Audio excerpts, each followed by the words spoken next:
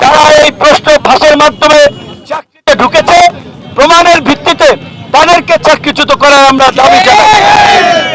এই যে 8 দফা দাবির মধ্যে দাবি পিএসসির এই যে ভাইবা আগে যেটা ছিল 50 সেটাকে আওয়ামী আমলে 200 নম্বর করা হয়েছে এই ছাত্রলীগের ছেলেদেরকে চাকরি দেওয়ার জন্য।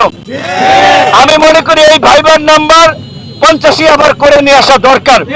তারপরে আপনারা এখানে ছাত্র বন্ধুরা দাবি জানিয়েছে 100, সেটা হলে চলে, কিন্তু 200 নম্বর ভাইবায় একেবারেই অযৌক্তিক।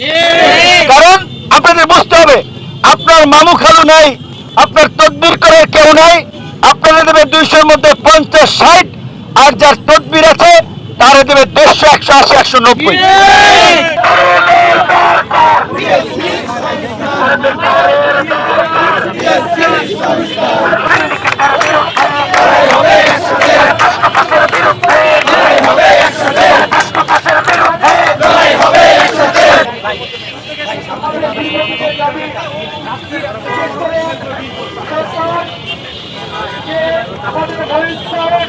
আমাদের যে 8 দফা দাবি আছে সেই 8 দফা দাবি সারা বাংলার তরুণ ও বেকার সমাজের দাবি।